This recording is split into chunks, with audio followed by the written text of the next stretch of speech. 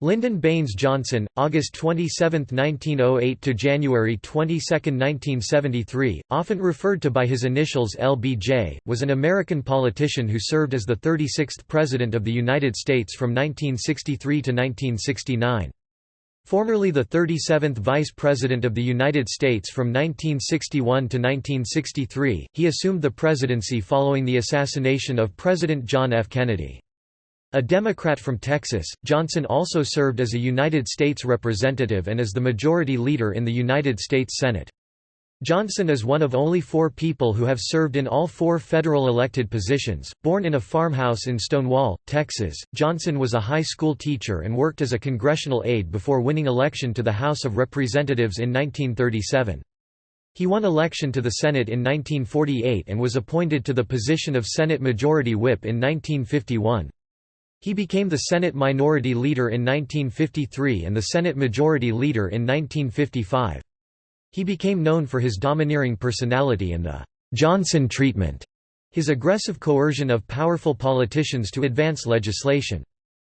Johnson ran for the Democratic nomination in the 1960 presidential election. Although unsuccessful, he accepted the invitation of then-Senator John F. Kennedy of Massachusetts to be his running mate. They went on to win a close election over the Republican ticket of Richard Nixon and Henry Cabot Lodge, Jr. On November 22, 1963, Kennedy was assassinated and Johnson succeeded him as president. The following year, Johnson won a landslide in 1964, defeating Senator Barry Goldwater of Arizona. With 61.1% of the popular vote, Johnson won the largest share of the popular vote of any candidate since the largely uncontested 1820 election. In domestic policy, Johnson designed the Great Society legislation to expand civil rights, public broadcasting, Medicare, Medicaid, aid to education, the arts, urban and rural development, public services and his War on Poverty. Assisted in part by a growing economy, the War on Poverty helped millions of Americans rise above the poverty line during his administration. Civil rights bills that he signed into law banned racial discrimination in public facilities, interstate commerce, the workplace and housing. The Voting Rights Act prohibited certain requirements in southern states used to disenfranchise African Americans. With the passage of the Immigration and Nationality Act of 1965, the country's immigration system was reformed, encouraging greater emigration from regions other than Europe. Johnson's presidency marked the peak of modern liberalism after the New Deal era. In foreign policy, Johnson escalated American involvement in the Vietnam War. In 1964, Congress passed the Gulf of Tonkin Resolution, which granted Johnson the power to use military force in Southeast Asia without having to ask for an official declaration of war. The number of American military personnel in Vietnam increased dramatically, from 16,000 advisors in non-combat roles in 1963 to 525,000 in 1967, many in combat roles. American casualties soared and the peace process stagnated. Growing unease with the war stimulated a large, angry anti-war movement based chiefly among draft-age students on university campuses. Johnson faced further troubles when summer riots began in major cities in 1965 and crime rates soared, as his opponents raised demands for «law and order» policies. While Johnson began his presidency with widespread approval, support for him declined as the public became frustrated with both the war and the growing violence at home. In 1968, the Democratic Party factionalized as anti-war elements denounced Johnson. He ended his bid for renomination after a disappointing finish in the New Hampshire primary. Nixon was elected to succeed him, as the New Deal coalition that had dominated presidential politics for 36 years collapsed. After he left office in January 1969, Johnson returned to his Texas ranch, where he died of a heart attack at age 64 on January 22, 1973.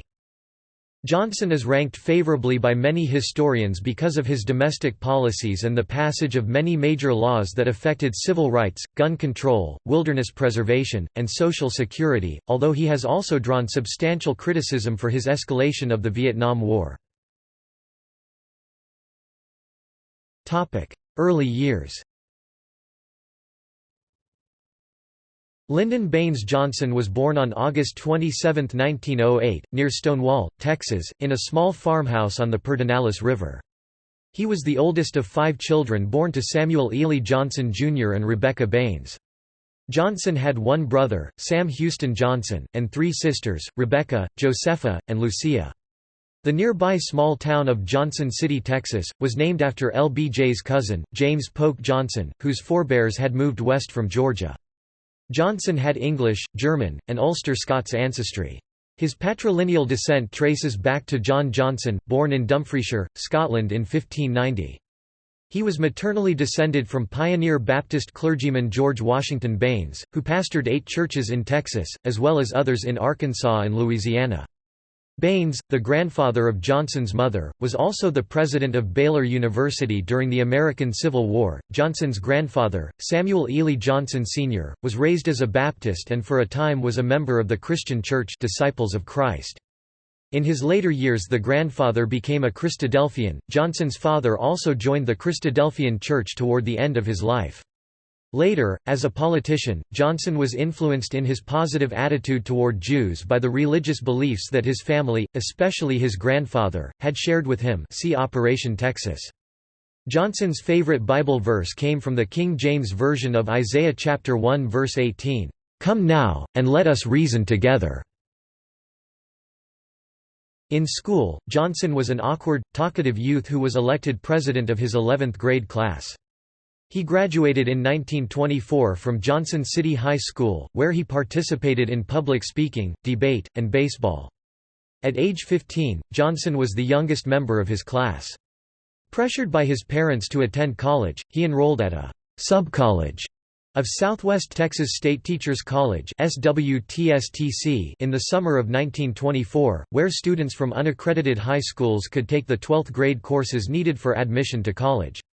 He left the school just weeks after his arrival and decided to move to Southern California. He worked at his cousin's legal practice and in various odd jobs before returning to Texas, where he worked as a day laborer. In 1926, Johnson managed to enroll at SWTSTC, now Texas State University. He worked his way through school, participated in debate and campus politics, and edited the school newspaper, the College Star. The college years refined his skills of persuasion and political organization. For 9 months, from 1928 to 1929, Johnson paused his studies to teach Mexican-American children at the segregated Wellhausen School in Cotulla, some 90 miles (140 kilometers) south of San Antonio in LaSalle County. The job helped him to save money to complete his education and he graduated in 1930. He briefly taught at Pearsall High School before taking a position as teacher of public speaking at Sam Houston High School in Houston. When he returned to San Marcos in 1965, after signing the Higher Education Act of 1965, Johnson reminisced, "I shall never forget the faces of the boys and the girls in that little Wellhausen Mexican school, and I remember even yet the pain of realizing and knowing then that college was closed to practically every one of those children because they were too poor. And I think it was then that I made up my mind that this nation could never rest while the door to knowledge remained closed to any American."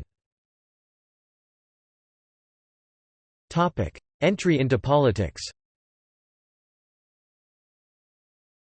After Richard M. Kleberg won a 1931 special election to represent Texas in the United States House of Representatives, he appointed Johnson as his legislative secretary. Johnson got the position on the recommendation of his own father and that of State Senator Welly Hopkins, who Johnson had campaigned for in 1930. Kleberg had little interest in performing the day-to-day duties of a congressman, instead delegating them to Johnson. After Franklin D. Roosevelt won the 1932 presidential election, Johnson became a staunch supporter of Roosevelt's New Deal. Johnson was elected Speaker of the Little Congress, a group of congressional aides, where he cultivated congressmen, newspapermen, and lobbyists. Johnson's friends soon included aides to President Roosevelt as well as fellow Texans such as Vice President John Nance Garner and Congressman Sam Rayburn. Johnson married Claudia Alta Taylor, also known as Lady Bird, of Karnak, Texas on November 17, 1934, after he attended Georgetown University Law Center for several months. The wedding was officiated by Rev. Arthur R. McKinstry at St. Mark's Episcopal Church in San Antonio. They had 2 daughters, Linda Bird, born in 1944, and Lucy Baines, born in 1947. Johnson gave his children names with the LBJ initials. His dog was Little Beagle Johnson. His home was the LBJ Ranch. His initials were on his cufflinks, ashtrays, and clothes. In 1935, he was appointed head of the Texas National Youth Administration, which enabled him to use the government to create education and job opportunities for young people. He resigned 2 years later to run for Congress. Johnson, a notoriously tough boss throughout his career, often demanded long workdays and work on weekends. He was described by friends, fellow politicians and historians as motivated by an exceptional lust for power and control. As Johnson's biographer Robert Caro observes, "Johnson's ambition was uncommon in the degree to which it was unencumbered by even the slightest excess weight of ideology, of philosophy, of principles, of beliefs."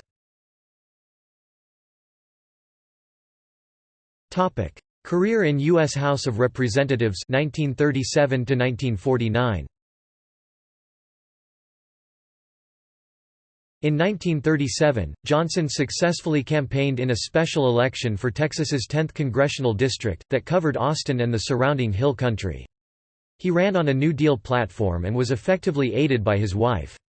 He served in the House from April 10, 1937, to January 3, 1949. President Franklin D. Roosevelt found Johnson to be a welcome ally and conduit for information, particularly with regard to issues concerning internal politics in Texas, Operation Texas, and the machinations of Vice President John Nance Garner and Speaker of the House Sam Rayburn. Johnson was immediately appointed to the Naval Affairs Committee. He worked for rural electrification and other improvements for his district. Johnson steered the projects towards contractors that he personally knew, such as the Brown brothers, Herman and George, who would finance much of Johnson's future career. In 1941, he ran for the Democratic U.S. Senate nomination in a special election. His main opponent was the sitting governor of Texas, businessman and radio personality W. Lee O'Daniel. Johnson narrowly lost the Democratic primary, which was then tantamount to election, with O'Daniel receiving 175,590 votes, 30.49%, and Johnson 174,279, 30.26%. Topic: Active military duty 1941–1942. Johnson was appointed a lieutenant commander in the U.S. Naval Reserve on June 21, 1940. While serving as a U.S. representative, he was called to active duty 3 days after the Japanese attack on Pearl Harbor in December 1941. His orders were to report to the Office of the Chief of Naval Operations in Washington, D.C. for instruction and training. Following his training, he asked Under-Secretary of the Navy James Forrestal for a combat assignment. He was sent instead to inspect shipyard facilities in Texas and on the West Coast. In the spring of 1942, President Roosevelt decided he needed better information on conditions in the Southwest Pacific, and to send a highly trusted political ally to get it. From a suggestion by Forrestal, Roosevelt assigned Johnson to a 3-man survey team of the Southwest Pacific. Johnson reported to General Douglas MacArthur in Australia. Johnson and 2 U.S. Army officers went to the 22nd Bomb Group base, which was assigned the high-risk mission of bombing the Japanese airbase at Lae in New Guinea. Johnson's roommate was an Army 2nd lieutenant who was a B-17 bomber pilot. On June 9, 1942, Johnson volunteered as an observer for an airstrike mission on New Guinea by 11 B-26 bombers that included his roommate in another plane. While on the mission, his roommate and his crew's B-26 bomber was shot down with none of the 8 men surviving the crash into the water. Reports vary on what happened to the B-26 bomber carrying Johnson during that mission. Johnson's biographer Robert Caro accepts Johnson's account and supports it with testimony from the aircrew concerned. The aircraft was attacked, disabling one engine, and it turned back before reaching its objective, though remaining under heavy fire. Others claim that it turned back because of generator trouble before reaching the objective and before encountering enemy aircraft and never came under fire. This is supported by official flight records. Other airplanes that continued to the target came under fire near the target at about the same time that Johnson's plane was recorded as having landed back at the original airbase. MacArthur recommended Johnson for the Silver Star for gallantry in action, the only member of the crew to receive a decoration. After it was approved by the Army, he personally presented the medal to Johnson, with the following citation: for gallantry in action in the vicinity of Port Moresby and Salamaua, New Guinea, on June 9, 1942. While on a mission of obtaining information in the Southwest Pacific area, Lieutenant Commander Johnson, in order to obtain personal knowledge of combat conditions, volunteered as an observer on a hazardous aerial combat mission over hostile positions in New Guinea. As our planes neared the target area, they were intercepted by 8 hostile fighters. When, at this time, the plane in which Lieutenant Commander Johnson was an observer, developed mechanical trouble and was forced to turn back alone, presenting a favorable target to the enemy fighters, he evidenced marked coolness in spite of the hazards involved. His gallant actions enabled him to obtain and return with valuable information. Johnson, who had used a movie camera to record conditions, reported to Roosevelt, to Navy leaders, and to Congress that conditions were deplorable and unacceptable. Some historians have suggested this was in exchange for MacArthur's recommendation to award the Silver Star. He argued that the Southwest Pacific urgently needed a higher priority and a larger share of war supplies. The warplanes sent there, for example, were far inferior to Japanese planes, and morale was bad. He told Forrestal that the Pacific Fleet had a critical need for 6,800 additional experienced men. Johnson prepared a 12-point program to upgrade the effort in the region, stressing, "...greater cooperation and coordination within the various commands and between the different war theaters." Congress responded by making Johnson chairman of a high-powered subcommittee of the Naval Affairs Committee, with a mission similar to that of the Truman Committee in the Senate. He probed the peacetime business as usual inefficiencies that permeated the naval war and demanded that admirals shape up and get the job done. Johnson went too far when he proposed a bill that would crack down on the draft exemptions of shipyard workers if they were absent from work too often. Organized labor blocked the bill and denounced him. Johnson's biographer, Robert Dallek, concludes, "The mission was a temporary exposure to danger calculated to satisfy Johnson's personal and political wishes, but it also represented a genuine effort on his part, however misplaced, to improve the lot of America's fighting men." In addition to the Silver Star, Johnson received the American Campaign Medal, Asiatic Pacific Campaign Medal, and the World War II Victory Medal.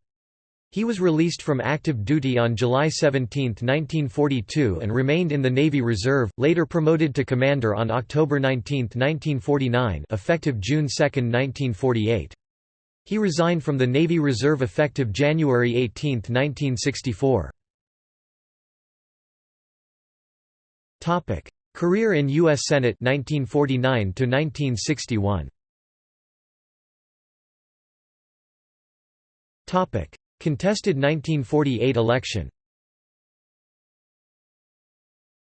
In the 1948 elections, Johnson again ran for the Senate and won in a highly controversial result in a three-way Democratic Party primary. Johnson faced a well-known former governor, Coke Stevenson, and George Petty, a former state representative of District 8 in Shelby County. Johnson drew crowds to fairgrounds with his rented helicopter dubbed, "the Johnson City Windmill." He raised money to flood the state with campaign circulars and won over conservatives by voting for the Taft-Hartley Act curbing union power as well as by criticizing unions. Stevenson came in first but lacked a majority, so a runoff was held. Johnson campaigned even harder, while Stevenson's efforts slumped. The runoff count took a week, handled by the Democratic State Central Committee, because this was a party primary. Johnson was finally announced the winner by 87 votes out of 988,295 cast.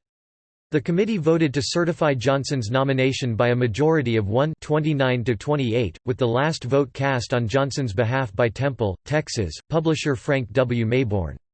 There were many allegations of voter fraud. One writer alleges that Johnson's campaign manager, future Texas Governor John B. Connally, was connected with 202 ballots in Precinct 13 in Jim Wells County where the names had curiously been listed in alphabetical order with the same pen and handwriting, just at the close of polling. Some of these voters insisted that they had not voted that day. Robert Caro argued in his 1989 book that Johnson had thus stolen the election in Jim Wells County and that 10,000 ballots were also rigged in Bexar County alone. Election judge Luis Salas said in 1977 that he had certified 202 fraudulent ballots for Johnson. The state Democratic Convention upheld Johnson. Stevenson went to court but Johnson prevailed, with timely help from his friend Abe Fortas. He soundly defeated Republican Jack Porter in the general election in November and went to Washington, permanently dubbed Landslide Lyndon. Johnson, dismissive of his critics, happily adopted the nickname. Freshman senator to majority whip.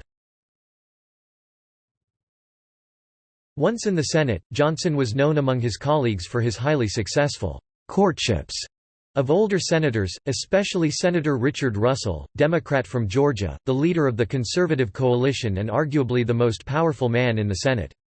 Johnson proceeded to gain Russell's favor in the same way that he had courted Speaker Sam Rayburn and gained his crucial support in the House. Johnson was appointed to the Senate Armed Services Committee, and in 1950, he helped create the Preparedness Investigating Subcommittee. Johnson became its chairman and conducted investigations of defense costs and efficiency. These investigations revealed old investigations and demanded actions that were already being taken in part by the Truman administration, although it can be said that the committee's investigations reinforced the need for changes. Johnson gained headlines and national attention through his handling of the press, the efficiency with which his committee issued new reports, and the fact that he ensured that every report was endorsed unanimously by the committee. Johnson used his political influence in the Senate to receive broadcast licenses from the Federal Communications Commission in his wife's name. After the 1950 general elections, Johnson was chosen as Senate Majority Whip in 1951 under the new Majority Leader, Ernest McFarland of Arizona, and served from 1951 to 1953. Senate Democratic Leader. In the 1952 general election, Republicans won a majority in both the House and Senate. Among defeated Democrats that year was McFarland, who lost to upstart Barry Goldwater. In January 1953, Johnson was chosen by his fellow Democrats to be the minority leader. He became the most junior senator ever elected to this position. One of his first actions was to eliminate the seniority system in making appointments to committees, while retaining it for chairmanships. In the 1954 election, Johnson was re-elected to the Senate and, since the Democrats won the majority in the Senate, then became Majority Leader. Former Majority Leader William Nolan became Minority Leader. Johnson's duties were to schedule legislation and help pass measures favored by the Democrats. Johnson, Rayburn and President Dwight D. Eisenhower worked well together in passing Eisenhower's domestic and foreign agenda. During the Suez Crisis, Johnson tried to prevent the U.S. government from criticizing the Israeli invasion of the Sinai Peninsula.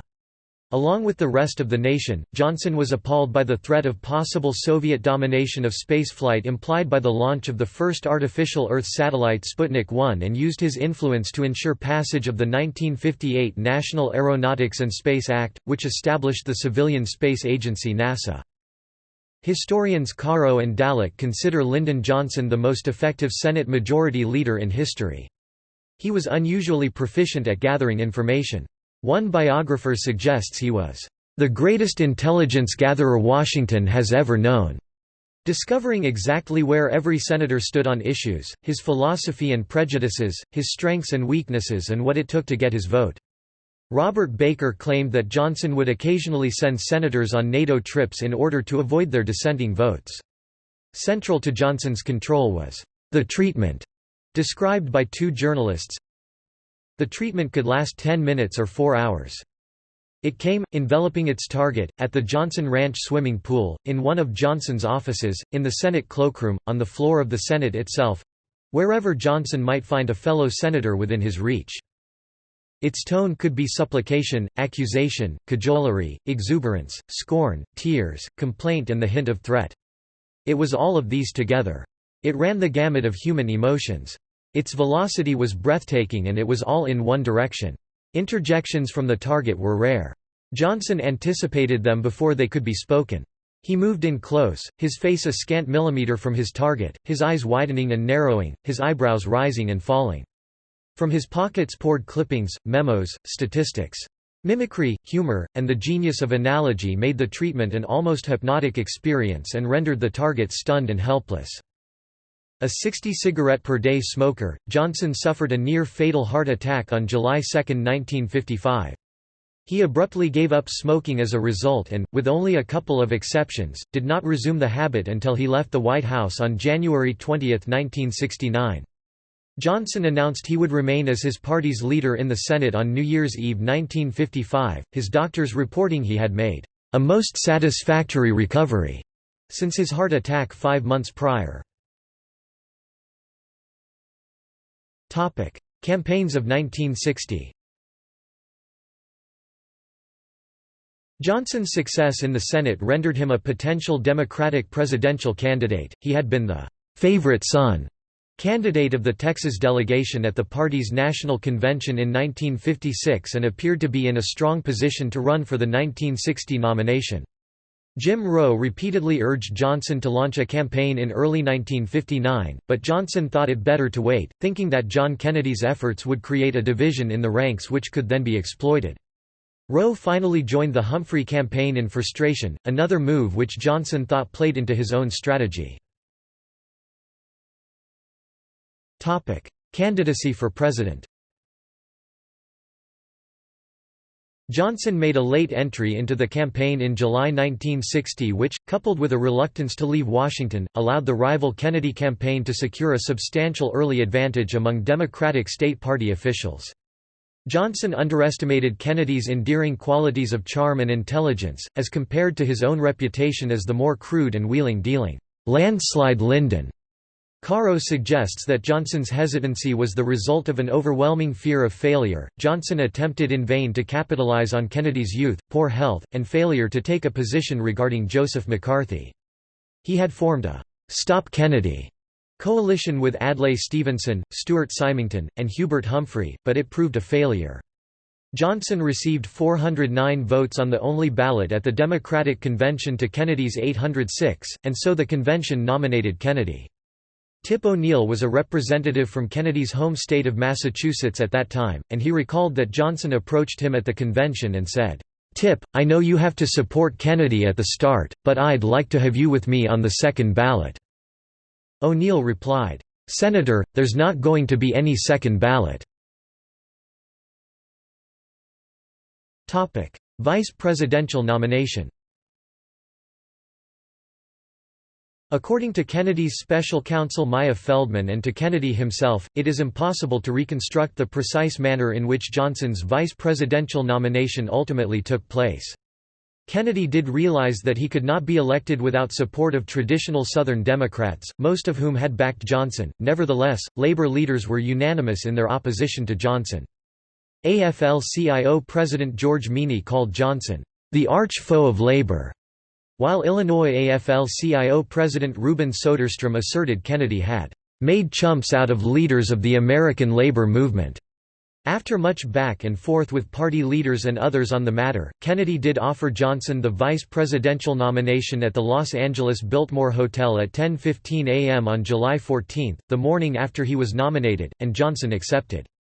From that point to the actual nomination that evening, the facts are in dispute in many respects. Convention Chairman Leroy Collins' declaration of a two-thirds majority in favor by voice vote is even disputed. Seymour Hersh stated that Robert F. Kennedy, known as Bobby, hated Johnson for his personal attacks on the Kennedy family, and later maintained that his brother offered the position to Johnson merely as a courtesy, expecting him to decline.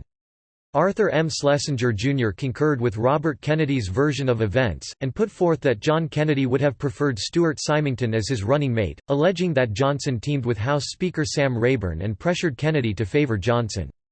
Robert Kennedy wanted his brother to choose labor leader Walter Reuther. Biographer Robert Caro offered a different perspective. He wrote that the Kennedy campaign was desperate to win what was forecast to be a very close election against Richard Nixon and Henry Cabot Lodge, Jr. Johnson was needed on the ticket to help carry Texas and the southern states. Caro's research showed that on July 14, John Kennedy started the process while Johnson was still asleep. At 6:30 a.m., John Kennedy asked Robert Kennedy to prepare an estimate of upcoming electoral votes, including Texas. Robert called Pierre Salinger and Kenneth O'Donnell to assist him. Salinger realized the ramifications of counting Texas votes as their own, and asked him whether he was considering a Kennedy-Johnson ticket, and Robert replied, "Yes." Caro contends that it was then that John Kennedy called Johnson to arrange a meeting. He also called Pennsylvania Governor David L. Lawrence, a Johnson backer, to request that he nominate Johnson for vice president if Johnson were to accept the role. According to Caro, Kennedy and Johnson met and Johnson said that Kennedy would have trouble with Kennedy supporters who were anti-Johnson. Kennedy returned to his suite to announce the Kennedy-Johnson ticket to his closest supporters, including Northern political bosses. O'Donnell was angry at what he considered a betrayal by Kennedy, who had previously cast Johnson as anti-labor and anti-liberal. Afterward, Robert Kennedy visited labor leaders who were extremely unhappy with the choice of Johnson and, after seeing the depth of labor opposition to Johnson, Robert ran messages between the hotel suites of his brother and Johnson, apparently trying to undermine the proposed ticket without John Kennedy's authorization. Caro continues in his analysis that Robert Kennedy tried to get Johnson to agree to be the Democratic Party chairman rather than vice president.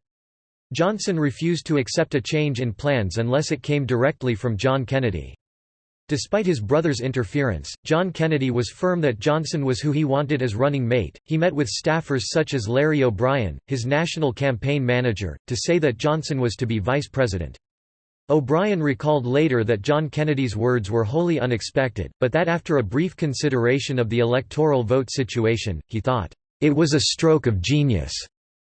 When John and Robert Kennedy next saw their father Joe Kennedy, he told them that signing Johnson as running mate was the smartest thing that they had ever done.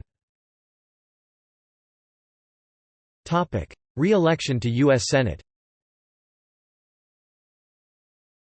At the same time as his vice presidential run, Johnson also sought a third term in the U.S. Senate.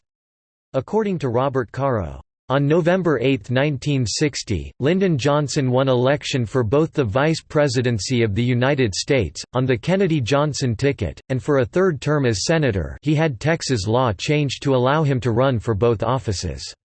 When he won the vice presidency, he made arrangements to resign from the Senate, as he was required to do under federal law, as soon as it convened on January 3, 1961.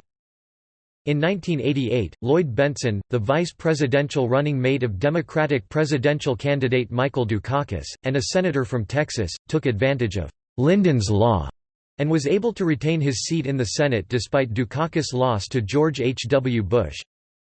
Johnson was re-elected senator with 1,306,605 votes, 58%, to Republican John Towers' 927,653, 41.1%. Fellow Democrat William A. Blakely was appointed to replace Johnson as senator, but Blakely lost a special election in May 1961 to Tower. Topic: Vice Presidency 1961 to 1963. After the election, Johnson was quite concerned about the traditionally ineffective nature of his new office, and set about to assume authority not allotted to the position. He initially sought a transfer of the authority of Senate Majority Leader to the vice presidency, since that office made him President of the Senate, but faced vehement opposition from the Democratic caucus, including members whom he had counted as his supporters. Johnson sought to increase his influence within the executive branch. He drafted an executive order for Kennedy's signature, granting Johnson general supervision over matters of national security, and requiring all government agencies to cooperate fully with the vice president in the carrying out of these assignments. Kennedy's response was to sign a non-binding letter requesting Johnson to review national security policies instead. Kennedy similarly turned down early requests from Johnson to be given an office adjacent to the Oval Office, and to employ a full-time vice presidential staff within the White House. His lack of influence was thrown into relief later in 1961 when Kennedy appointed Johnson's friend Sarah T. Hughes to a federal judgeship, whereas Johnson had tried and failed to garner the nomination for Hughes at the beginning of his vice presidency. House Speaker Sam Rayburn wrangled the appointment from Kennedy in exchange for support of an administration bill. Moreover, many members of the Kennedy White House were contemptuous of Johnson, including the president's brother, Attorney General Robert F. Kennedy, and they ridiculed his comparatively brusque, crude manner.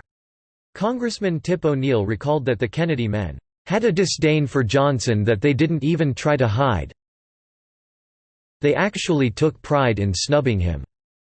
Kennedy, however, made efforts to keep Johnson busy, informed, and at the White House often, telling aides, "I can't afford to have my vice president, who knows every reporter in Washington, going around saying we're all screwed up, so we're going to keep him happy."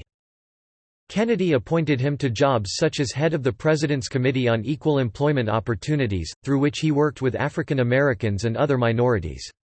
Kennedy may have intended this to remain a more nominal position, but Taylor Branch in Pillar of Fire contends that Johnson pushed the Kennedy administration's actions further and faster for civil rights than Kennedy originally intended to go. Branch notes the irony of Johnson being the advocate for civil rights, when the Kennedy family had hoped that he would appeal to conservative Southern voters. In particular, he notes Johnson's Memorial Day 1963 speech at Gettysburg, Pennsylvania as being a catalyst that led to more action. Johnson took on numerous minor diplomatic missions, which gave him limited insights into global issues, as well as opportunities at self-promotion in the name of showing the country's flag. He attended Cabinet and National Security Council meetings. Kennedy gave Johnson control over all presidential appointments involving Texas, and appointed him chairman of the President's Ad Hoc Committee for Science. Kennedy also appointed Johnson chairman of the National Aeronautics Space Council. The Soviets beat the U.S. with the first manned spaceflight in April 1961, and Kennedy gave Johnson the task of evaluating the state of the U.S. space program and recommending a project that would allow the U.S. to catch up or beat the Soviets. Johnson responded with a recommendation that the U.S. gain the leadership role by committing the resources to embark on a project to land an American on the Moon in the 1960s. Kennedy assigned priority to the space program, but Johnson's appointment provided potential cover in case of a failure. Johnson was touched by a Senate scandal in August 1963 when Bobby Baker, the secretary to the Majority Leader of the Senate and a protégé of Johnson's, came under investigation by the Senate Rules Committee for allegations of bribery and financial malfeasance. One witness alleged that Baker had arranged for the witness to give kickbacks for the vice president. Baker resigned in October, and the investigation did not expand to Johnson. The negative publicity from the affair fed rumors in Washington circles that Kennedy was planning on dropping Johnson from the Democratic ticket in the upcoming 1964 presidential election. However, on October 31, 1963, a reporter asked if he intended and expected to have Johnson on the ticket the following year. Kennedy replied, "Yes to both those questions." There is little doubt that Robert Kennedy and Johnson hated each other, yet John and Robert Kennedy agreed that dropping Johnson from the ticket could produce heavy losses in the South in the 1964 election, and they agreed that Johnson would stay on the ticket. Presidency 1963 to 1969. Johnson's presidency took place during a healthy economy, with steady growth and low unemployment.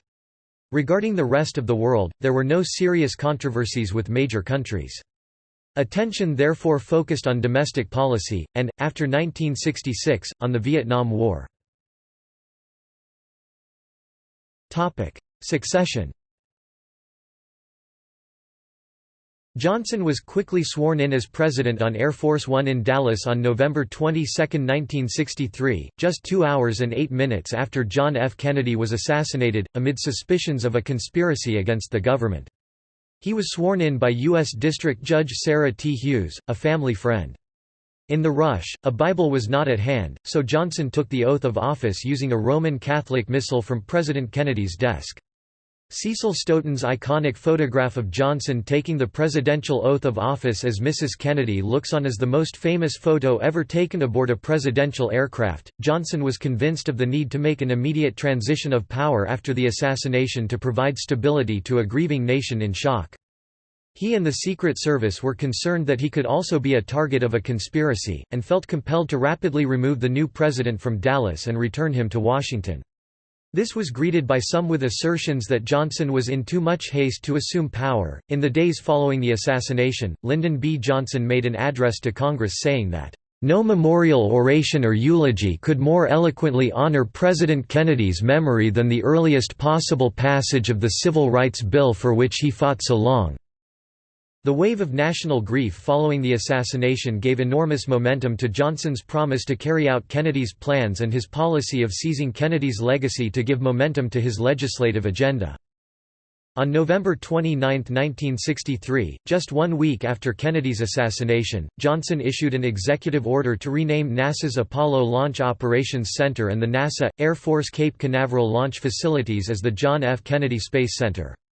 Cape Canaveral was officially known as Cape Kennedy from 1963 to 1973. Also on November 29, Johnson established a panel headed by Chief Justice Earl Warren, known as the Warren Commission, through executive order to investigate Kennedy's assassination and surrounding conspiracies. The commission conducted extensive research and hearings and unanimously concluded that Lee Harvey Oswald acted alone in the assassination. However, the report remains controversial among some conspiracy theorists. Johnson retained senior Kennedy appointees, some for the full term of his presidency. He even retained Robert Kennedy as Attorney General, with whom he had a notoriously difficult relationship. Robert Kennedy remained in office for a few months until leaving in 1964 to run for the Senate. Although Johnson had no official chief of staff, Walter Jenkins was the first among a handful of equals and presided over the details of daily operations at the White House. George Reedy, who was Johnson's second longest-serving aide, assumed the post of press secretary when John F. Kennedy's own Pierre Salinger left that post in March 1964. Horace Busby was another triple threat man, as Johnson referred to his aides.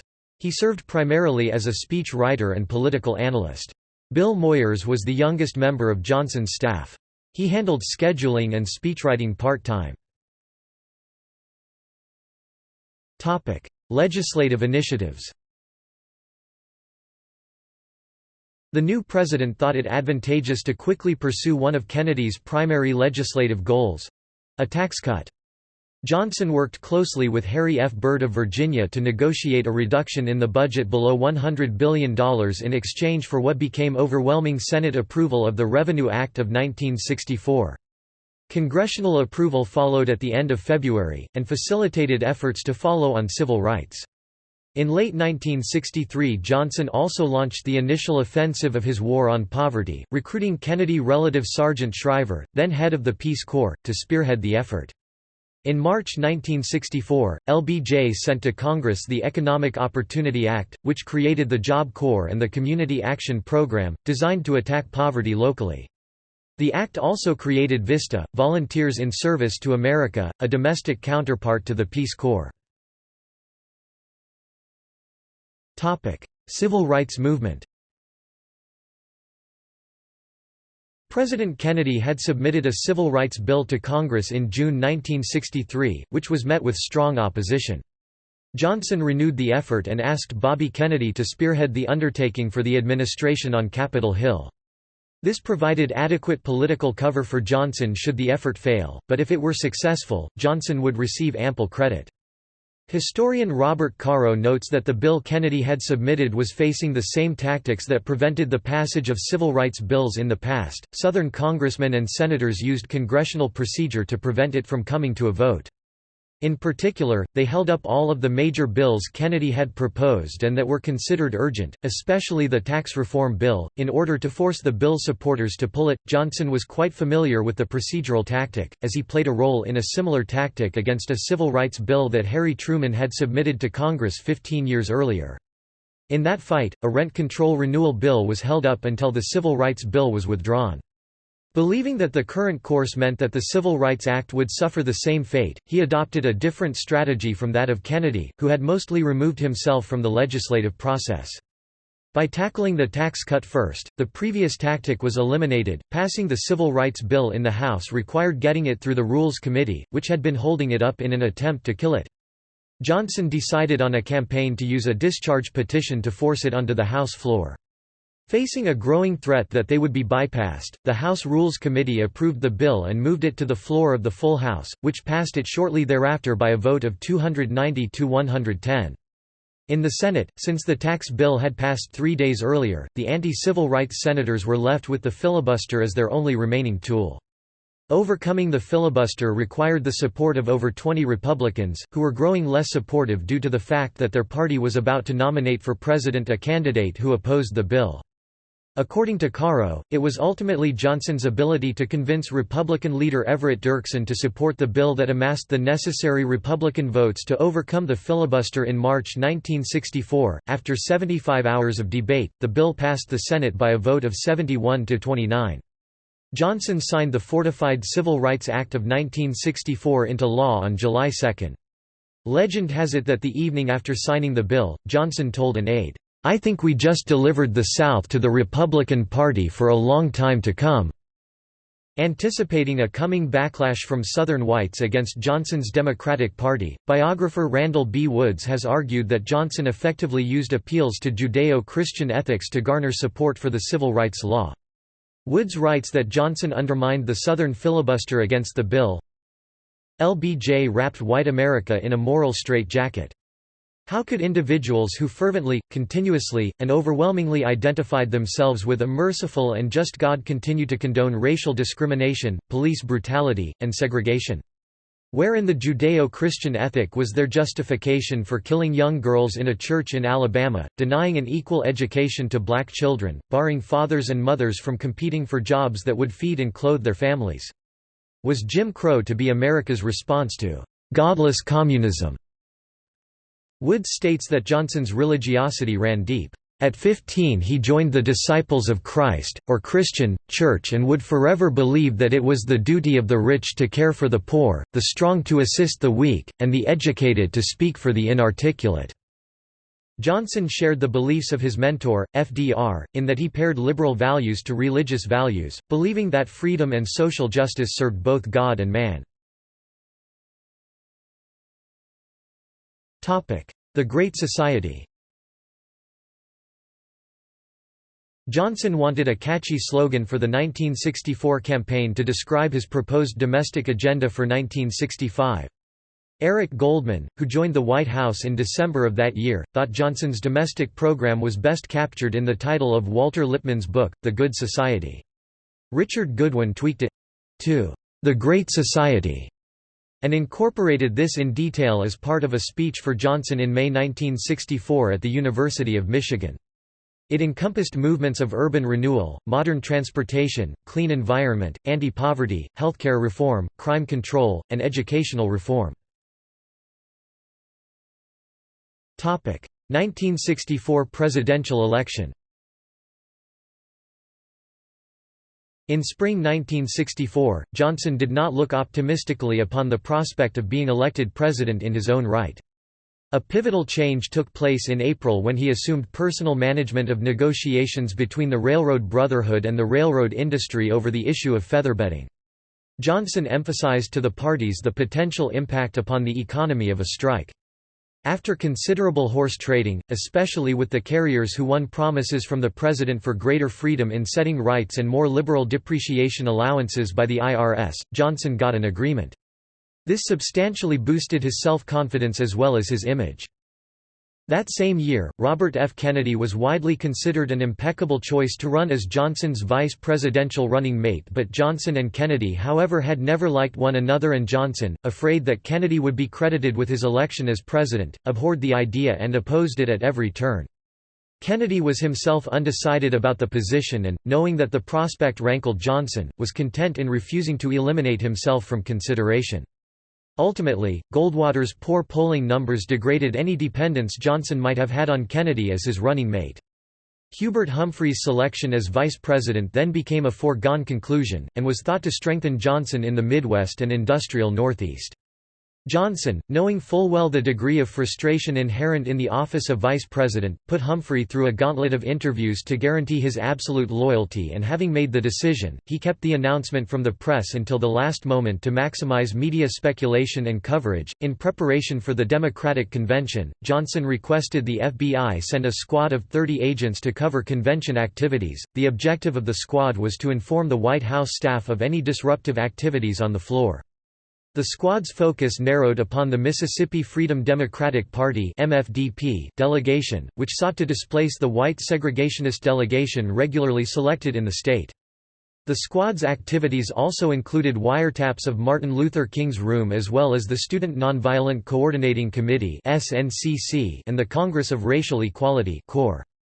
From beginning to end, the squad's assignment was carefully couched in terms of the monitoring of disruptive activities that might endanger the president and other high-ranking officials. In fact, Johnson was very concerned about potential political damage from media coverage of racial tensions exposed by a credentials fight between the MFDP and the segregationist delegation, and he assigned Humphrey the job of managing the problem.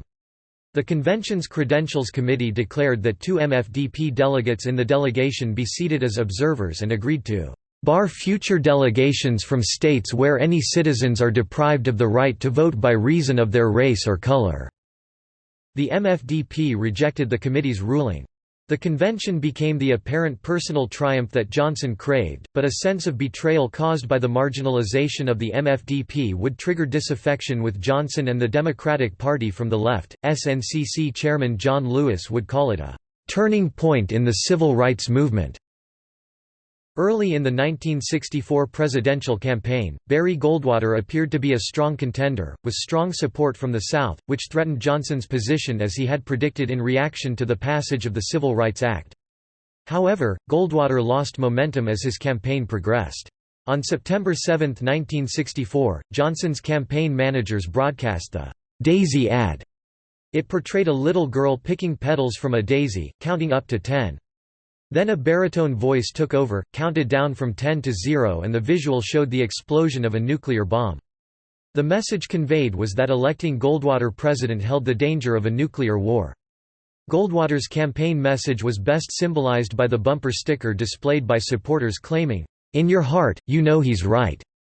Opponents captured the spirit of Johnson's campaign with bumper stickers that said, "In your heart, you know he might," and "In your gut, you know he's nuts." Johnson won the presidency by a landslide with 61.05% of the vote, making it the highest ever share of the popular vote. At the time, this was also the widest popular margin in the 20th century—more than 15.95 million votes.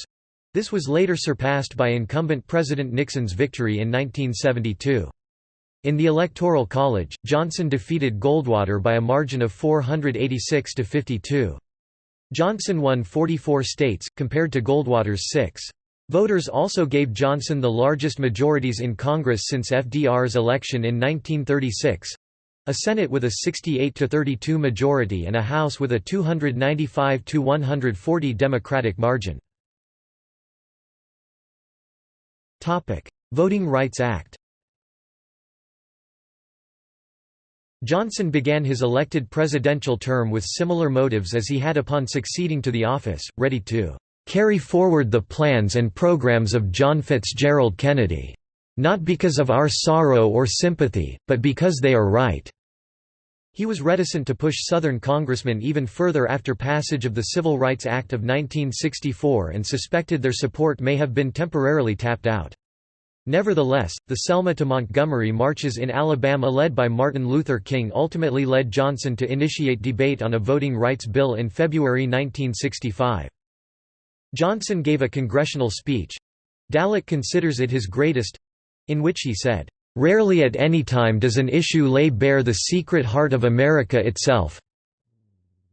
Rarely are we met with the challenge to the values and the purposes and the meaning of our beloved nation. The issue of equal rights for American Negroes is such an issue. And should we defeat every enemy, should we double our wealth and conquer the stars, and still be unequal to this issue, then we will have failed as a people and as a nation." In 1965, he achieved passage of a second civil rights bill called the Voting Rights Act, which outlawed discrimination in voting, thus allowing millions of Southern blacks to vote for the first time. In accordance with the act, several states, 7 of the 11 Southern states of the former Confederacy, Alabama, South Carolina, North Carolina, Georgia, Louisiana, Mississippi, Virginia, were subjected to the procedure of preclearance in 1965, while Texas, then home to the largest African American population of any state, followed in 1975. The Senate passed the Voting Rights Bill by a vote of 77 to 19 after 2.5 months, and it won passage in the House in July, 333 to 85. The results were significant. Between the years of 1968 and 1980, the number of Southern black elected state and federal officeholders nearly doubled. The act also made a large difference in the numbers of black elected officials nationally. A few hundred black office holders in 1965 mushroomed to 6,000 in 1989. After the murder of civil rights worker Viola Liuzzo, Johnson went on television to announce the arrest of 4 Ku Klux Klansmen implicated in her death. He angrily denounced the Klan as a hooded society of bigots and warned them to return to a decent society before it's too late. Johnson was the first president to arrest and prosecute members of the Klan since Ulysses S. Grant about 93 years earlier. He turned to themes of Christian redemption to push for civil rights, thereby mobilizing support from churches north and south. At the Howard University commencement address on June 4, 1965, he said that both the government and the nation needed to help achieve these goals. To shatter forever not only the barriers of law and public practice, but the walls which bound the condition of many by the color of his skin. To dissolve, as best we can, the antique enmities of the heart which diminish the holder, divide the great democracy, and do wrong—great wrong—to the children of God." In 1967, Johnson nominated civil rights attorney Thurgood Marshall to be the first African American justice of the Supreme Court. To head the new Department of Housing and Urban Development, Johnson appointed Robert C. Weaver, the first African American cabinet secretary in any U.S. presidential administration. In 1968, Johnson signed the Civil Rights Act of 1968, which provided for equal housing opportunities regardless of race, creed, or national origin. The impetus for the law's passage came from the 1966 Chicago open housing movement, the April 4, 1968 assassination of Martin Luther King Jr., and the civil unrest across the country following King's death. On April 5, Johnson wrote a letter to the United States House of Representatives urging passage of the Fair Housing Act. With newly urgent attention from Legislative Director Joseph Califano and Democratic Speaker of the House John McCormack, the bill, which was previously stalled, passed the House by a wide margin on April 10. Immigration. With the passage of the sweeping Immigration and Nationality Act of 1965, the country's immigration system was reformed and all national origins quotas dating from the 1920s were removed. The annual rate of inflow doubled between 1965 and 1970, and doubled again by 1990, with dramatic increases from Asia and Mexico.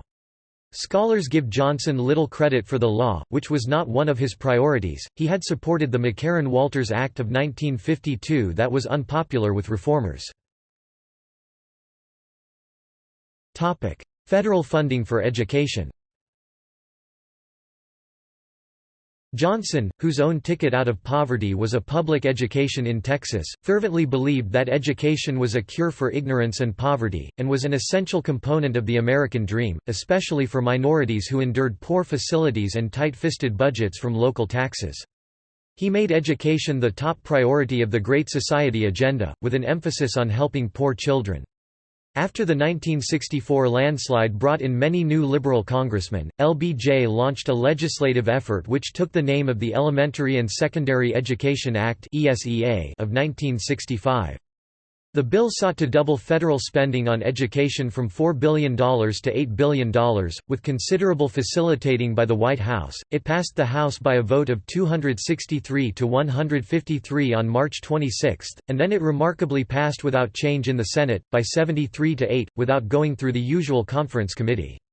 This was an historic accomplishment by the President, with the billion-dollar bill passing as introduced just 87 days before. For the first time, large amounts of federal money went to public schools. In practice, ESEA meant helping all public school districts, with more money going to districts that had large proportions of students from poor families, which included all the big cities. For the first time, private schools, most of them Catholic schools in the inner cities, received services, such as library funding, comprising about 12% of the ESEA budget. Though federal funds were involved, they were administered by local officials, and by 1977 it was reported that less than half of the funds were actually applied toward the education of children under the poverty line. Dalek further reports that researchers cited by Hugh Davis Graham soon found that poverty had more to do with family background and neighborhood conditions than the quantity of education a child received. Early studies suggested initial improvements for poor children helped by ESEA reading and math programs, but later assessments indicated that benefits faded quickly and left pupils little better off than those not in the schemes. Johnson's second major education program was the Higher Education Act of 1965, which focused on funding for lower-income students, including grants, work-study money, and government loans. Although ESEA solidified Johnson's support among K-12 teachers' unions, neither the Higher Education Act nor the new endowments mollified the college professors and students growing increasingly uneasy with the war in Vietnam. In 1967, Johnson signed the Public Broadcasting Act to create educational television programs to supplement the broadcast networks.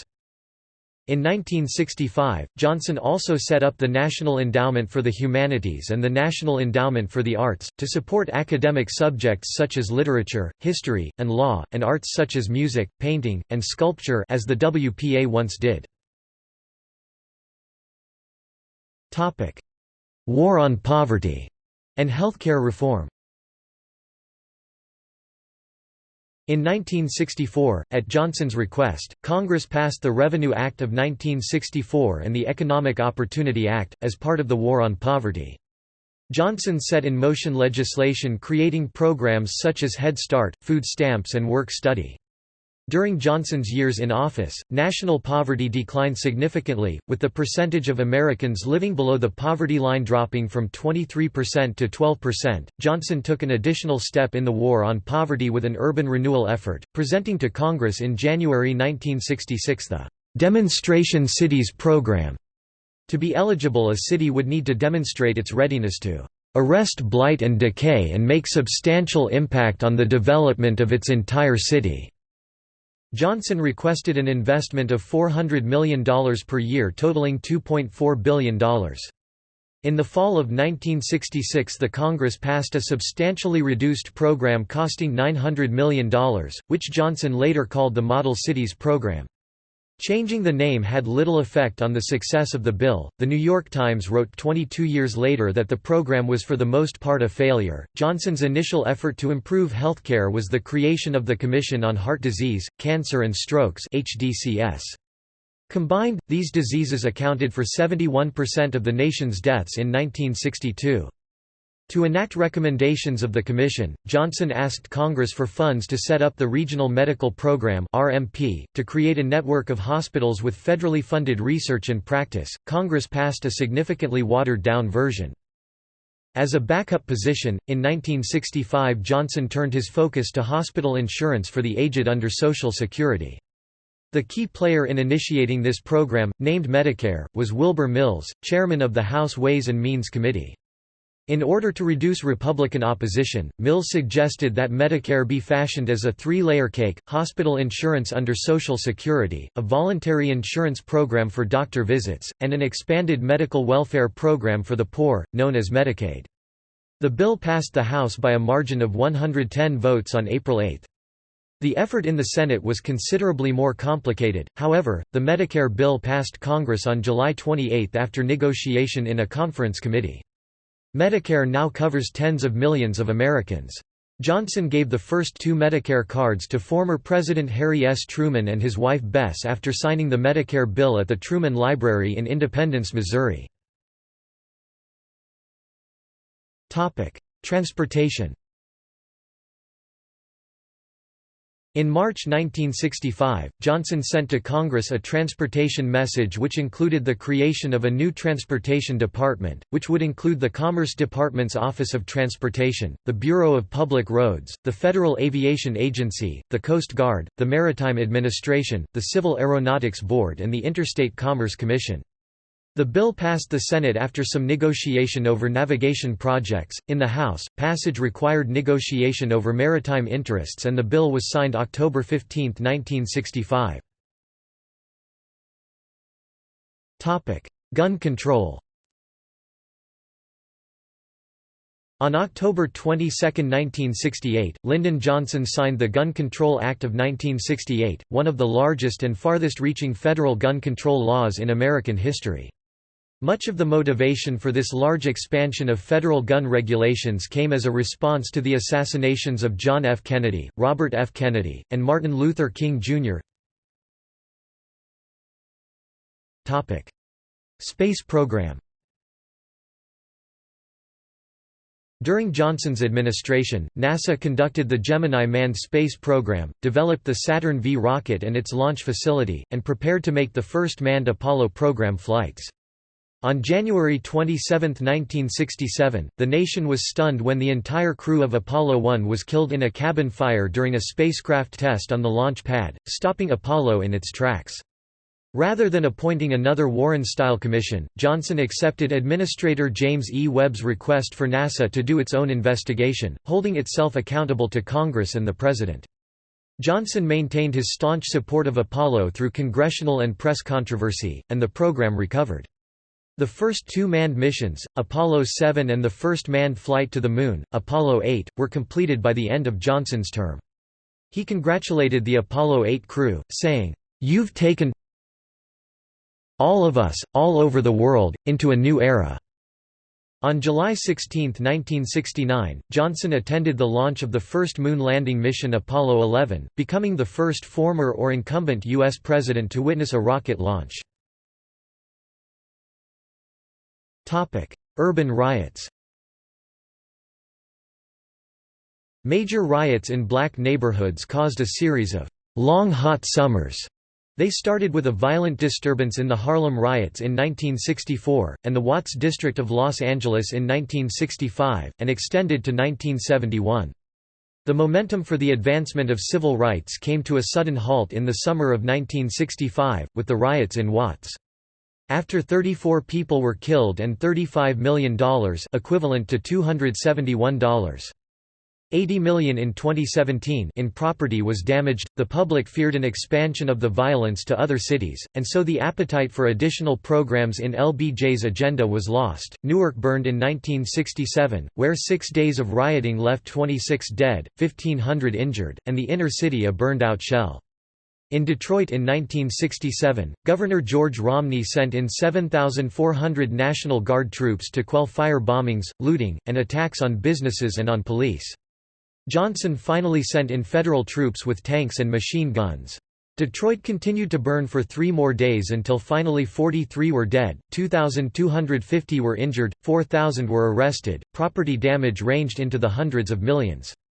The biggest wave of riots came in April 1968 in over 100 cities after the assassination of Martin Luther King. Johnson called for even more billions to be spent in the cities and another federal civil rights law regarding housing, but this fell on deaf ears. Johnson's popularity plummeted as a massive white political backlash took shape, reinforcing the sense Johnson had lost control of the streets of major cities as well as his party. Johnson created the Kerner Commission to study the problem of urban riots, headed by Illinois Governor Otto Kerner. According to Press Secretary George Christian, Johnson was unsurprised by the riots, saying, "What did you expect? I don't know why we're so surprised. When you put your foot on a man's neck and hold him down for 300 years, and then you let him up, what's he going to do? He's going to knock your block off." Backlash against Johnson, 1966–1967. In 1966 the press sensed a «credibility gap» between what Johnson was saying in press conferences and what was happening on the ground in Vietnam, which led to much less favorable coverage. By year's end, the Democratic governor of Missouri, Warren E. Hearns, warned that Johnson would lose the state by 100,000 votes, despite winning by a 500,000 margin in 1964. Frustration over Vietnam, too much federal spending and taxation, no great public support for your Great Society programs, and public disenchantment with the civil rights programs had eroded the president's standing, the governor reported.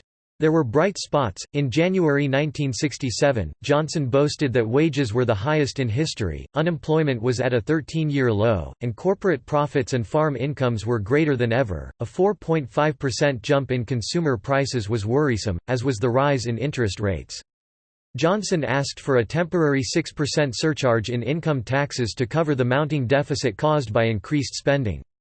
Johnson's approval ratings stayed below 50%. By January 1967, the number of his strong supporters had plunged to 16%, from 25% 4 months before.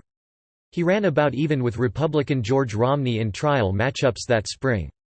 Asked to explain why he was unpopular, Johnson responded, "I am a dominating personality, and when I get things done I don't always please all the people." Johnson also blamed the press, saying they showed complete irresponsibility and lie and misstate facts and have no one to be answerable to. He also blamed the preachers, liberals and professors who had turned against him. In the congressional elections of 1966, the Republicans gained 3 seats in the Senate and 47 in the House, reinvigorating the conservative coalition and making it more difficult for Johnson to pass any additional Great Society legislation. However, in the end Congress passed almost 96% of the administration's Great Society programs, which Johnson then signed into law. Vietnam War. At Kennedy's death, there were 16,000 American military personnel stationed in Vietnam supporting South Vietnam in the war against North Vietnam. Vietnam had been partitioned at the 1954 Geneva Conference into 2 countries, with North Vietnam led by a communist government. Johnson subscribed to the domino theory in Vietnam and to a containment policy that required America to make a serious effort to stop all communist expansion. On taking office, Johnson immediately reversed Kennedy's order to withdraw 1,000 military personnel by the end of 1963. In late summer 1964, Johnson seriously questioned the value of staying in Vietnam but, after meeting with Secretary of State Dean Rusk and Chairman of the Joint Chiefs of Staff Maxwell D. Taylor, declared his readiness, "to do more when we had a base," or when Saigon was politically more stable. He expanded the numbers and roles of the American military following the Gulf of Tonkin incident. 1964. In August 1964, allegations arose from the military that 2 U.S. destroyers had been attacked by some North Vietnamese torpedo boats in international waters 40 miles (64 kilometers) from the Vietnamese coast in the Gulf of Tonkin. Naval communications and reports of the attack were contradictory. Although Johnson very much wanted to keep discussions about Vietnam out of the 1964 election campaign, he felt forced to respond to the supposed aggression by the Vietnamese, so he sought and obtained from the Congress the Gulf of Tonkin Resolution on August 7. Johnson was determined to embolden his image on foreign policy, and also wanted to prevent criticism such as Truman had received in Korea by proceeding without congressional endorsement of military action. Responding to the purported attack would also blunt presidential campaign criticism of weakness from the hawkish Goldwater camp. The resolution gave congressional approval for use of military force by the Commander-in-Chief to repel future attacks and also to assist members of SEATO requesting assistance. Johnson later in the campaign expressed assurance that the primary U.S. goal remained the preservation of South Vietnamese independence through material and advice, as opposed to any U.S. offensive posture. The public's reaction to the resolution at the time was positive. 48% favored stronger measures in Vietnam and only 14% wanted to negotiate a settlement and leave. In the 1964 presidential campaign, Johnson restated his determination to provide measured support for Vietnam while avoiding another Korea, but privately he had a sense of foreboding about Vietnam a feeling that no matter what he did things would end badly. Indeed, his heart was on his Great Society agenda, and he even felt that his political opponents favored greater intervention in Vietnam in order to divert attention and resources away from his war on poverty. The situation on the ground was aggravated in the fall by additional Viet Minh attacks on U.S. ships in the Tonkin Gulf, as well as an attack on Bien Hoa Air Base in South Vietnam. Johnson decided against retaliatory action at the time after consultation with the Joint Chiefs, and also after public pollster Lou Harris confirmed that his decision would not detrimentally affect him at the polls. By the end of 1964, there were approximately 23,000 military personnel in South Vietnam. U.S. casualties for 1964 totaled 1,278. In the winter of 1964–65, Johnson was pressured by the military to begin a bombing campaign to forcefully resist a communist takeover in South Vietnam. Moreover, a plurality in the polls at the time were in favor of military action against the communists, with only 26 to 30% opposed. Johnson revised his priorities, and a new preference for stronger action came at the end of January with yet another change of government in Saigon. He then agreed with Mac Bundy and McNamara that the continued passive role would only lead to defeat and withdrawal in humiliation. Johnson said, "Stable government or no stable government in Saigon, we will do what we ought to do. I'm prepared to do that, we will move strongly. General Nguyen Khan, head of the new government, is our boy." 1965. Johnson decided on a systematic bombing campaign in February after a ground report from Bundy recommending immediate U.S. action to avoid defeat. Also, the Viet Cong had just killed 8 U.S. advisors and wounded dozens of others in an attack at Pleiku Air Base. The 8-week bombing campaign became known as Operation Rolling Thunder. Johnson's instructions for public consumption were clear: there was to be no comment that the war effort had been expanded.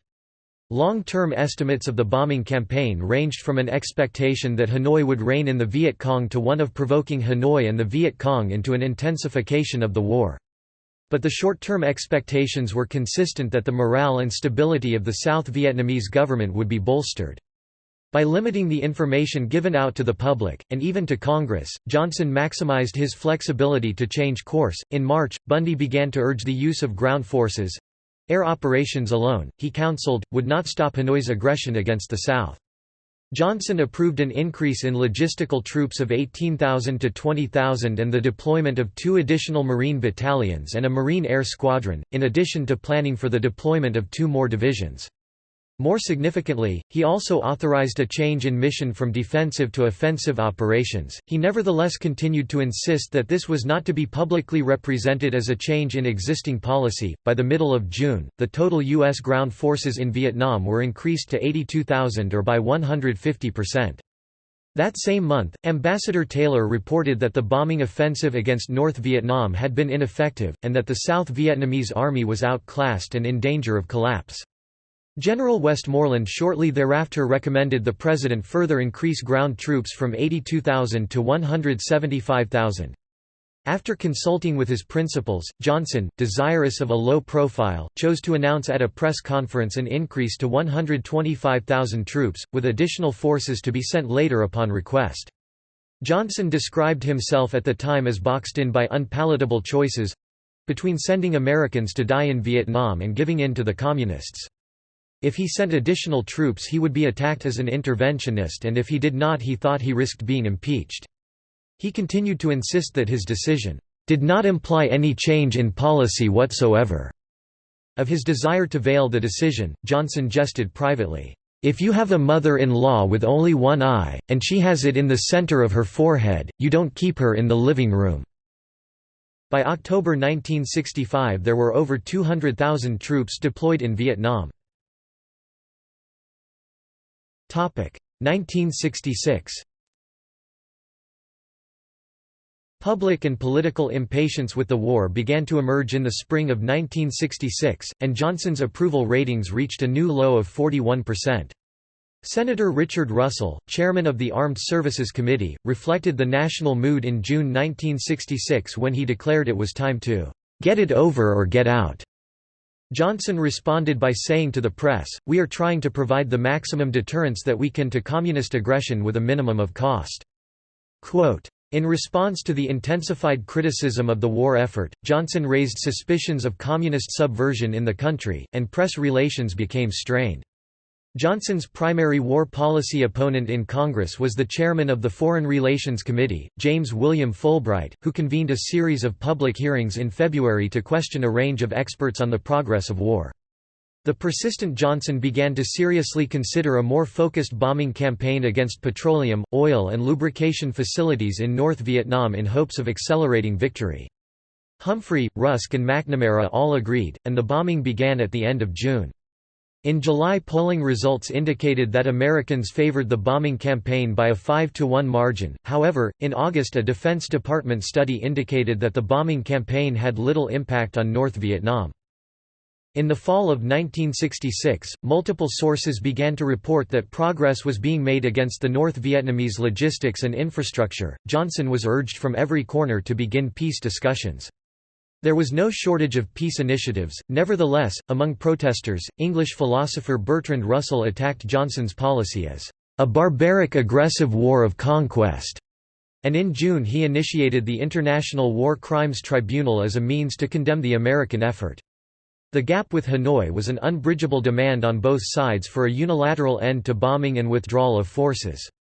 In August, Johnson appointed Averell Harriman, "ambassador for peace", to promote negotiations. Westmoreland and McNamara then recommended a concerted program to promote pacification. Johnson formally placed this effort under military control in October.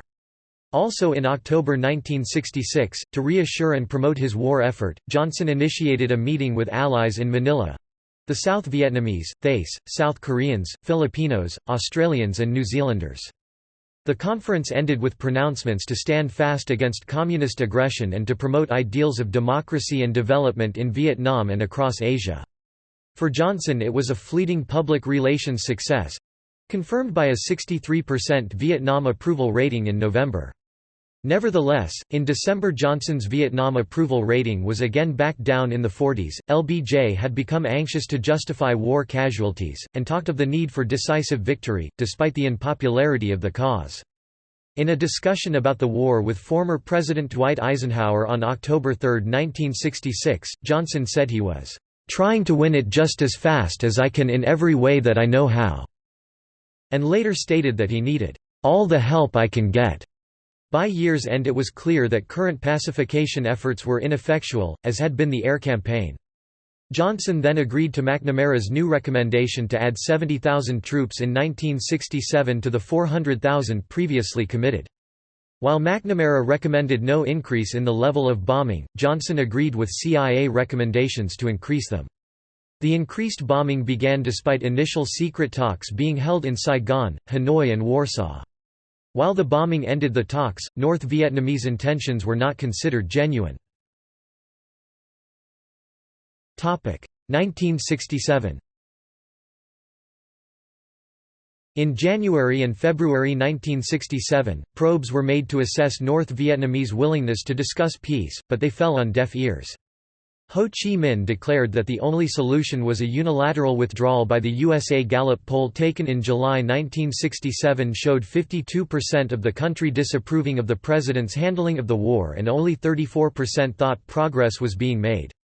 Johnson's anger and frustration over the lack of a solution to Vietnam and its effect on him politically was exhibited in a statement to Robert F. Kennedy, who had become a prominent public critic of the war and loomed as a potential challenger in the 1968 presidential election.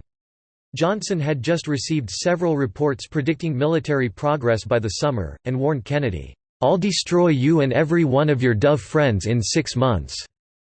He shouted, "You'll be dead politically in 6 months." McNamara offered Johnson a way out of Vietnam in May. The administration could declare its objective in the war South Vietnam's self-determination was being achieved, and upcoming September elections in South Vietnam would provide the chance for a coalition government. The United States could reasonably expect that country to then assume responsibility for the election outcome. But Johnson was reluctant, in light of some optimistic reports, again of questionable reliability, which matched the negative assessments about the conflict and provided hope of improvement. The CIA was reporting wide food shortages in Hanoi and an unstable power grid, as well as military manpower reductions. By the middle of 1967, nearly 70,000 Americans had been killed or wounded in the war. In July, Johnson sent McNamara, Wheeler and other officials to meet with Westmoreland and reach agreement on plans for the immediate future. At that time the war was being commonly described by the press and others as a «stalemate». Westmoreland said such a description was pure fiction, and that «we are winning slowly but steadily and the pace can excel if we reinforce our successes». Though Westmoreland sought many more, Johnson agreed to an increase of 55,000 troops, bringing the total to 525,000. In August Johnson, with the Joint Chiefs' support, decided to expand the air campaign and exempted only Hanoi, Haiphong and a buffer zone with China from the target list. In September Ho Chi Minh and North Vietnamese Premier Pham Van Dong appeared amenable to French mediation, so Johnson ceased bombing in a 10-mile zone around Hanoi. This was met with dissatisfaction. In a Texas speech Johnson agreed to halt all bombing if Ho Chi Minh would launch productive and meaningful discussions and if North Vietnam would not seek to take advantage of the halt. This was named the San Antonio Formula. There was no response, but Johnson pursued the possibility of negotiations with such a bombing pause. With the war still arguably in a stalemate and in light of the widespread disapproval of the conflict, Johnson convened a group called the Wise Men for a fresh, in-depth look at the war. Dean Acheson, Gen. Omar Bradley, George Ball, Mac Bundy, Arthur Dean, Douglas Dillon, Abe Fortas, Averell Harriman, Henry Cabot Lodge, Robert Murphy and Max Taylor. At that time McNamara, reversing his position on the war, recommended that a cap of 525,000 be placed on the number of forces deployed and that the bombing be halted, since he could see no success. Johnson was quite agitated by this recommendation and McNamara's resignations soon followed. With the exception of George Ball, the «wise men» all agreed the administration should «press forward». Johnson was confident that Hanoi would await the 1968 U.S. election results before deciding to negotiate. On June 23, 1967, Johnson traveled to Los Angeles for a Democratic fundraiser. Thousands of anti-war protesters tried to march past the hotel where he was speaking. The march was led by a coalition of peace protesters. However, a small group of Progressive Labor Party and SDS protesters activists placed themselves at the head of the march and, when they reached the hotel, staged a sit-down. Efforts by march monitors to keep the main body of the marchers moving were only partially successful. Hundreds of LAPD officers were massed at the hotel and when the march slowed an order was given to disperse the crowd. The riot act was read and 51 protesters arrested. This was one of the first massive war protests in the United States and the first in Los Angeles. Ending in a clash with riot police, it set a pattern for the massive protests which followed.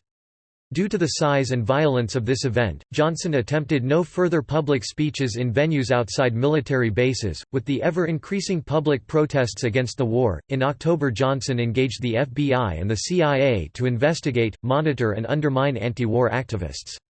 In mid-October there was a demonstration of 100,000 at the Pentagon. Johnson and Rusk were convinced that foreign communist sources were behind the demonstration, which was refuted by CIA findings. 1968. As casualties mounted and success seemed further away than ever, Johnson's popularity plummeted. College students and others protested, burned draft cards, and chanted, "Hey, hey, LBJ, how many kids did you kill today?" Johnson could scarcely travel anywhere without facing protests, and was not allowed by the Secret Service to attend the 1968 Democratic National Convention, where thousands of hippies, yippies, Black Panthers and other opponents of Johnson's policies both in Vietnam and in the ghettos converged to protest. Thus by 1968, the public was polarized, with the «hawks» rejecting Johnson's refusal to continue the war indefinitely, and the «doves» rejecting his current war policies. Support for Johnson's middle position continued to shrink until he finally rejected containment and sought a peace settlement. By late summer, he realized that Nixon was closer to his position than Humphrey. He continued to support Humphrey publicly in the election, and personally despised Nixon. One of Johnson's well-known quotes was, "The Democratic Party at its worst, is still better than the Republican Party at its best." On January 30 the Viet Cong and North Vietnamese launched the Tet Offensive against South Vietnam's 5 largest cities, including Saigon and the U.S. Embassy there and other government installations. While the Tet Offensive failed militarily, it was a psychological victory, definitively turning American public opinion against the war effort. Iconically, Walter Cronkite of CBS News, voted the nation's most trusted person in February, expressed on the air that the conflict was deadlocked and that additional fighting would change nothing. Johnson reacted, saying, "If I've lost Cronkite, I've lost Middle America." Indeed, demoralization about the war was everywhere. 26% then approved of Johnson's handling of Vietnam, 63% disapproved. Johnson agreed to increase the troop level by 22,000, despite a recommendation from the Joint Chiefs for 10 times that number. By March 1968 Johnson was secretly desperate for an honorable way out of the war. Clark Clifford, the new defense secretary, described the war as a loser and proposed to cut losses and get out. On March 31 Johnson spoke to the nation of steps to limit the war in Vietnam. He then announced an immediate unilateral halt to the bombing of North Vietnam and announced his intention to seek out peace talks anywhere at any time. At the close of his speech he also announced, "I shall not seek, and I will not accept, the nomination of my party for another term as your president." In March Johnson decided to restrict future bombing with the result that 90% of North Vietnam's population and 75% of its territory was off-limits to bombing. In April he succeeded in opening discussions of peace talks, and after extensive negotiations over the site, Paris was agreed to and talks began in May. When the talks failed to yield any results, the decision was made to resort to private discussions in Paris. 2 months later it was apparent that private discussions proved to be no more productive. Despite recommendations in August from Harriman, Vance, Clifford and Bundy to halt bombing as an incentive for Hanoi to seriously engage in substantive peace talks, Johnson refused. In October, when the parties came close to an agreement on a bombing halt, Republican presidential nominee Richard Nixon intervened with the South Vietnamese, making promises of better terms, so as to delay a settlement on the issue until after the election. After the election, Johnson's primary focus on Vietnam was to get Saigon to join the Paris peace talks. Ironically, only after Nixon added his urging did they do so. Even then they argued about procedural matters until after Nixon took office. The Six-Day War and Israel. In a 1993 interview for the Johnson Presidential Library Oral History Archives, Johnson's Secretary of Defense Robert McNamara stated that a carrier battle group, the U.S. Sixth Fleet, sent on a training exercise toward Gibraltar, was repositioned back towards the eastern Mediterranean to be able to assist Israel during the Six-Day War of June 1967. Given the rapid Israeli advances following their strike on Egypt, the administration thought the situation was so tense in Israel that perhaps the Syrians, fearing Israel would attack them, or the Soviets supporting the Syrians might wish to redress the balance of power and might attack Israel. The Soviets learned of this course correction and regarded it as an offensive move. In a hotline message from Moscow, Soviet Premier Alexei Kosygin said, "If you want war, you're going to get war." The Soviet Union supported its Arab allies. In May 1967, the Soviets started a surge deployment of their naval forces into the East Mediterranean. Early in the crisis they began to shadow the US and British carriers with destroyers and intelligence-collecting vessels. The Soviet naval squadron in the Mediterranean was sufficiently strong to act as a major restraint on the US Navy. In a 1983 interview with the Boston Globe, McNamara claimed that, "We damn near had war." He said Kosygin was angry that we had turned around a carrier in the Mediterranean. Surveillance of Martin Luther King. Johnson continued the FBI's wiretapping of Martin Luther King Jr. that had been previously authorized by the Kennedy administration under Attorney General Robert Kennedy. As a result of listening to the FBI's tapes, remarks on King's extramarital activities were made by several prominent officials, including Johnson, who once said that King was a hypocritical preacher. Johnson also authorized the tapping of phone conversations of others, including the Vietnamese friends of a Nixon associate. International trips. Johnson made 11 international trips to 20 countries during his presidency. He flew 523,000 miles aboard Air Force One while in office. His October 1966 visit to Australia sparked demonstrations from anti-war protesters. One of the most unusual international trips in presidential history occurred before Christmas in 1967.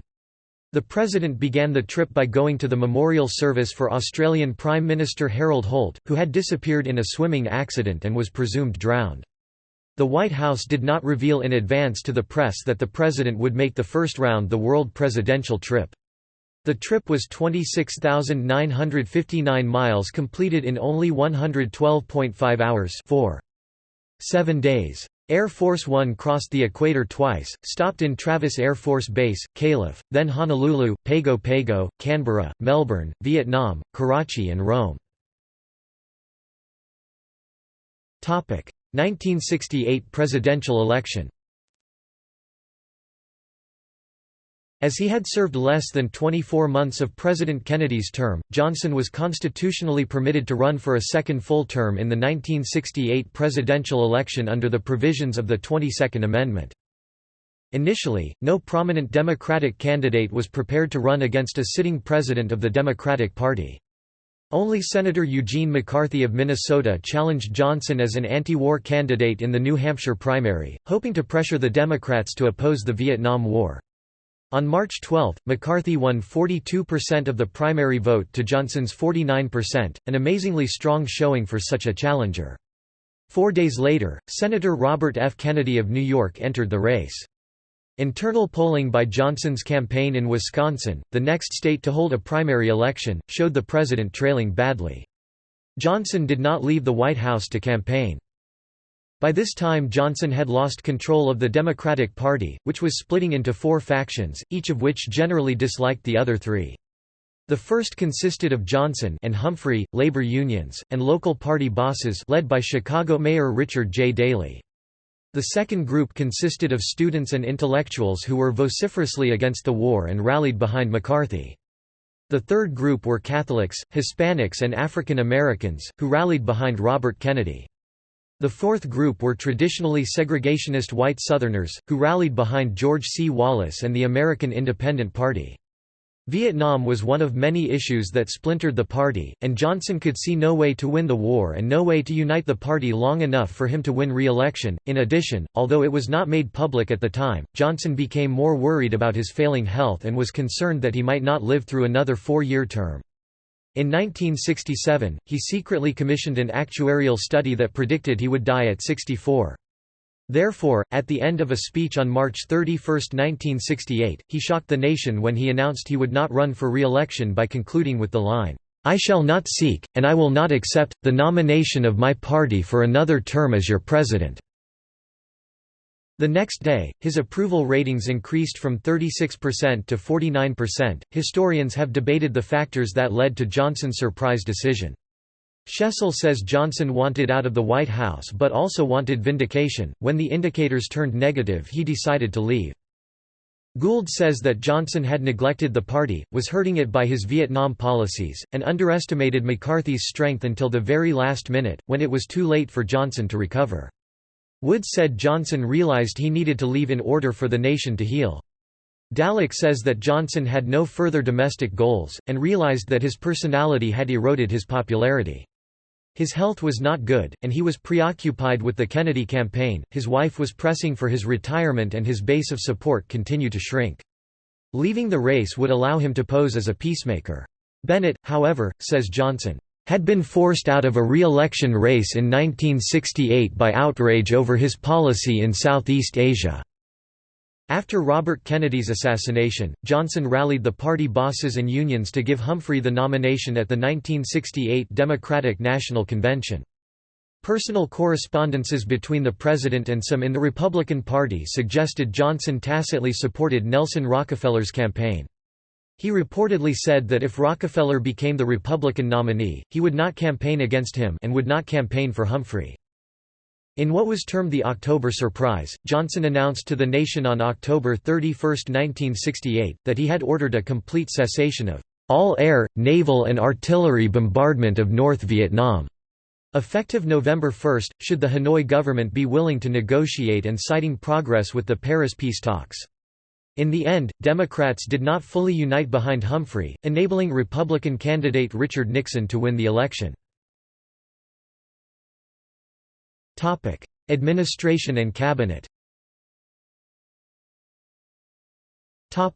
Judicial appointments.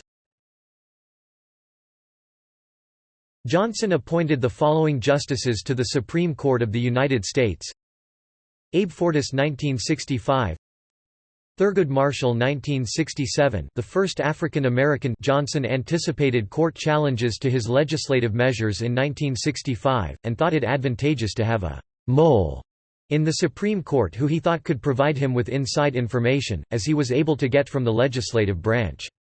Abe Fortas in particular was the individual that Johnson thought could fill the bill. The opportunity arose when an opening occurred for ambassador to the UN. With Adlai Stevenson's death, Associate Justice Arthur Goldberg accepted Johnson's offer to transfer to the UN position. Johnson insisted on Fortas assuming Goldberg's seat, over Fortas's wife's objection that it was too early in his career. Mrs. Fortas expressed disapproval to Johnson personally afterwards. When Earl Warren announced his retirement in 1968, Johnson nominated Fortas to succeed him as Chief Justice of the United States, and nominated Homer Thornberry to succeed Fortas as Associate Justice. However, Fortas's nomination was filibustered by senators, and neither nominee was voted upon by the full Senate. Post-presidency. On Inauguration Day, January 20, 1969, Johnson saw Nixon sworn in, then got on the plane to fly back to Texas. When the front door of the plane closed, Johnson pulled out a cigarette—his first cigarette he had smoked since his heart attack in 1955. One of his daughters pulled it out of his mouth and said, "Daddy, what are you doing? You're going to kill yourself." He took it back and said, "I've now raised you girls. I've now been president. Now it's my time." From that point on, he went into a very self-destructive spiral. After leaving the presidency in January 1969, Johnson went home to his ranch in Stonewall, Texas, accompanied by former aide and speechwriter Harry J. Middleton, who would draft Johnson's first book, The Choices We Face, and work with him on his memoirs entitled The Vantage Point, Perspectives of the Presidency 1963–1969, published in 1971. That year, the Lyndon B. Johnson Library and Museum opened on the campus of the University of Texas at Austin. He donated his Texas ranch in his will to the public to form the Lyndon B. Johnson National Historical Park, with the provision that the ranch remain a working ranch and not become a sterile relic of the past. Johnson gave Nixon high grades in foreign policy, but worried that his successor was being pressured into removing U.S. forces too quickly from South Vietnam, before the South Vietnamese were really able to defend themselves. "If the South falls to the Communists, we can have a serious backlash here at home," he warned. During the 1972 presidential election, Johnson endorsed Democratic presidential nominee George S.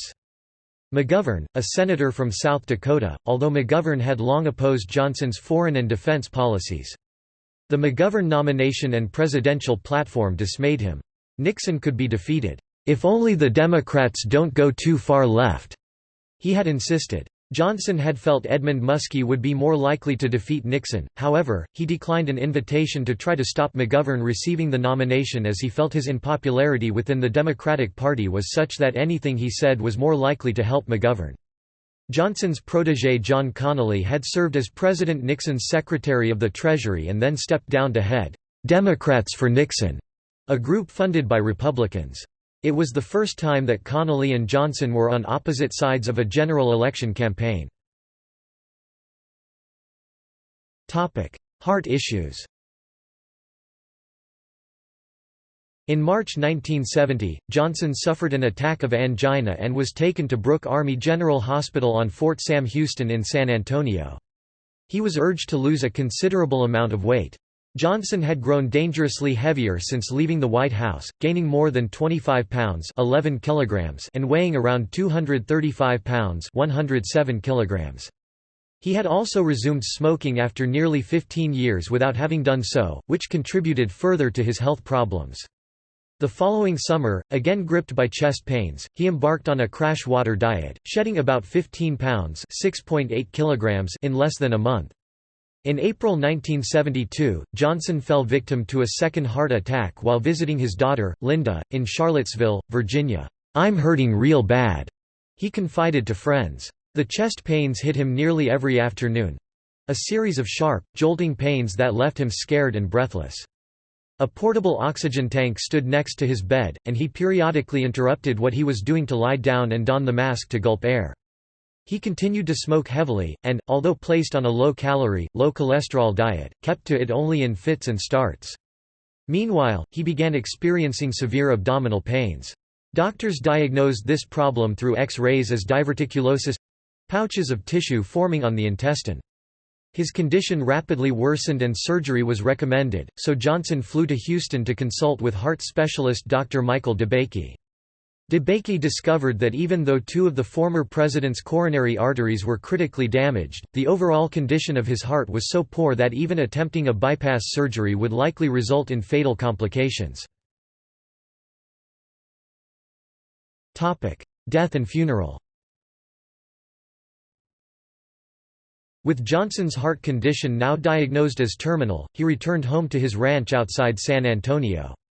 At approximately 3:39 p.m. Central Time on January 22, 1973, Johnson suffered a massive heart attack. After he had placed a call to the Secret Service agents on the ranch, they rushed to the former president's bedroom. There, they found Johnson still holding the telephone receiver in his hand, unconscious and not breathing. Johnson was airlifted in one of his own airplanes to San Antonio and taken to Brooke Army General, where he was pronounced dead on arrival at the facility by cardiologist and Army Colonel Dr. George McGranahan. He was 64 years old. Shortly after Johnson's death, his press secretary Tom Johnson, no relation, telephoned Walter Cronkite at CBS. Cronkite was live on the air with the CBS Evening News at the time, and a report on Vietnam was cut abruptly while Cronkite was still on the line, so he could break the news. Johnson's death came 2 days after Richard Nixon's second inauguration, which followed Nixon's landslide victory in the 1972 election. His death meant that for the first time since 1933, when Calvin Coolidge died during Herbert Hoover's final months in office, that there were no former presidents still living. Johnson had been the only living ex-president since December 26, 1972, following the death of Harry S. Truman. As of 2018, Johnson remains the most recent former Democratic president to die. After lying in state in the rotunda of the U.S. Capitol, Johnson was honored with a state funeral in which Texas Congressman J.J. Pickle and former Secretary of State Dean Rusk eulogized him at the Capitol. The final services took place on January 25. The funeral was held at the National City Christian Church in Washington, D.C., where he had often worshipped as president. The service was presided over by President Richard Nixon and attended by foreign dignitaries, led by former Japanese Prime Minister Eisaku Sato, who served as Japanese Prime Minister during Johnson's presidency. Eulogies were given by the Rev. Dr. George Davis, the church's pastor, and W. Marvin Watson, former Postmaster General. Nixon did not speak, though he attended, as is customary for presidents during state funerals, but the eulogists turned to him and lauded him for his tributes, as Rusk did the day before, as Nixon mentioned Johnson's death in a speech he gave the day after Johnson died, announcing the peace agreement to end the Vietnam War. Johnson was buried in his family cemetery, which, although it is part of the Lyndon B. Johnson National Historical Park in Stonewall, Texas, is still privately owned by the Johnson family, who have requested that the public not enter the cemetery, a few yards from the house in which he was born. Eulogies were given by former Texas Governor John Connally and the Rev. Billy Graham, the minister who officiated at the burial rites. The state funeral, the last for a president until Ronald Reagan's in 2004, was part of an unexpectedly busy week in Washington, as the Military District of Washington (MDW) dealt with its second major task in less than a week, beginning with Nixon's second inauguration. The inauguration affected the state funeral in various ways, because Johnson died only 2 days after the inauguration. The MDW and the Armed Forces Inaugural Committee cancelled the remainder of the ceremonies surrounding the inauguration, to allow for a full state funeral, and many of the military men who participated in the inauguration took part in the funeral. It also meant Johnson's casket traveled the entire length of the Capitol, entering through the Senate wing when taken into the rotunda to lie in state and exiting through the House wing steps due to inauguration construction on the east front steps. Personality and public image. According to biographer Rattle Woods, Johnson posed in many different roles. Depending on the circumstances, he could be Johnson the son of the tenant farmer, Johnson the great compromiser, Johnson the all-knowing, Johnson the humble, Johnson the warrior, Johnson the dove, Johnson the romantic, Johnson the hard-headed pragmatist, Johnson the preserver of traditions, Johnson the crusader for social justice, Johnson the magnanimous, Johnson the vindictive or Johnson the uncouth, LBJ the hick, Lyndon the satyr, and Johnson the usurper. Other historians have noted how he played additional roles, as Kent Germany reports. The Big Daddy, the Southerner Westerner Texan, the American Dreamer, the Politician, the Father's Son, the Rising Star, the Flawed Giant, the Periclean Paradox, Domestic Dreams Undone by War, the Very Human, the Tragedy, the Pathbreaker, the Ascender, and the Master. Johnson was often seen as a wildly ambitious, tireless, and imposing figure who was ruthlessly effective at getting legislation passed. He worked 18 to 20-hour days without break and was apparently absent of any leisure activities. "There was no more powerful majority leader in American history," biographer Robert Dallek writes. Dallek stated that Johnson had biographies on all the senators, knew what their ambitions, hopes, and tastes were and used it to his advantage in securing votes. Another Johnson biographer noted, "He could get up every day and learn what their fears, their desires, their wishes, their wants were, and he could then manipulate, dominate, persuade and cajole them." At 6 feet 3.5 inches (1.918 meters) tall, Johnson had his own particular brand of persuasion, known as the Johnson treatment. A contemporary writes, "It was an incredible blend of badgering, cajolery, reminders of past favors, promises of future favors, predictions of gloom if something doesn't happen.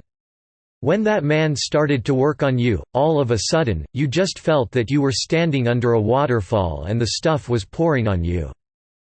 Johnson's cowboy hat and boots reflected his Texas roots and genuine love of the rural hill country. From 250 acres 100 hectares of land that he was given by an aunt in 1951, he created a 2,700-acre 1,100 hectares working ranch with 400 head of registered Hereford cattle. The National Park Service keeps a herd of Hereford cattle descended from Johnson's registered herd and maintains the ranch property. Biographer Randall Woods argues that social gospel themes Johnson learned from childhood allowed him to transform social problems into moral problems. This helps explain his longtime commitment to social justice, as exemplified by the Great Society and his commitment to racial equality. The social gospel explicitly inspired his foreign policy approach to a sort of Christian internationalism and nation-building. For example, in a 1966 speech he quoted at length from the Social Creed of the Methodist Church issued in 1940, adding, "It would be very hard for me to write a more perfect description of the American ideal." Legacy.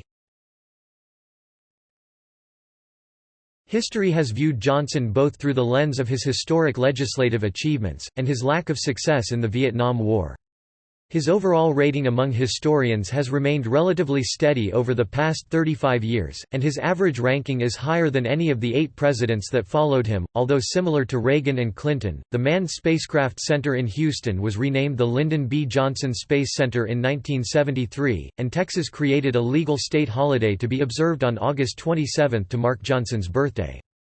It is known as Lyndon Baines Johnson Day.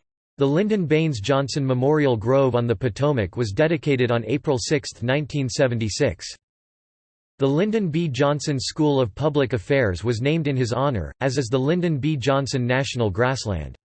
Also named for him are Lyndon B. Johnson High School in Austin, Lyndon B. Johnson High School in Laredo, Lyndon B. Johnson Middle School in Melbourne, Florida, and Lyndon B. Johnson Elementary School in Jackson, Kentucky. Interstate 635 in Dallas, Texas is named the Lyndon B. Johnson Freeway. Johnson was awarded the Presidential Medal of Freedom posthumously in 1980. On March 23, 2007, President George W. Bush signed legislation naming the United States Department of Education headquarters after President Johnson.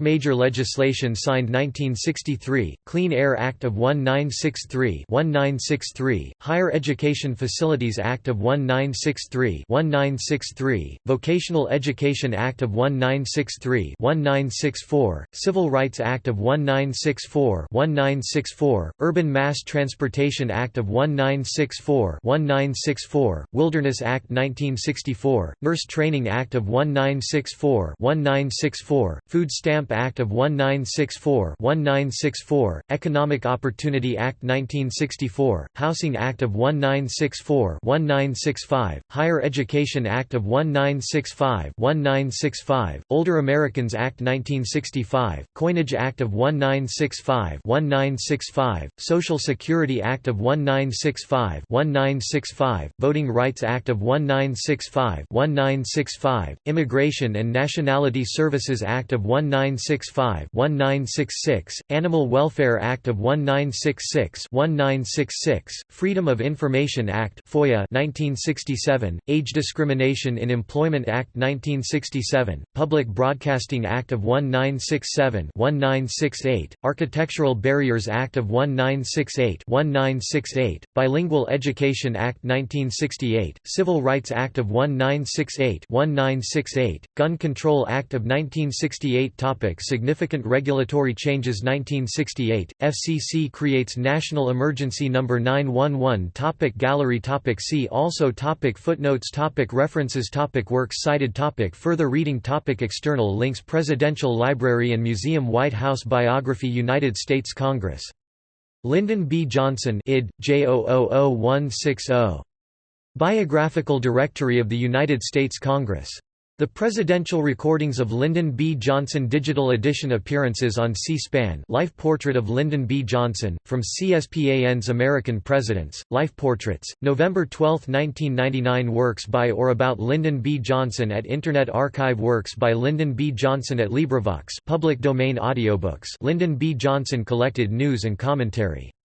The New York Times. Lyndon Baines Johnson, a resource guide from the Library of Congress. Extensive essays on Lyndon Johnson and shorter essays on each member of his cabinet and First Lady from the Miller Center of Public Affairs. LBJ, an American Experience documentary. Lyndon B. Johnson Personal manuscripts. Lyndon B. Johnson on IMDb.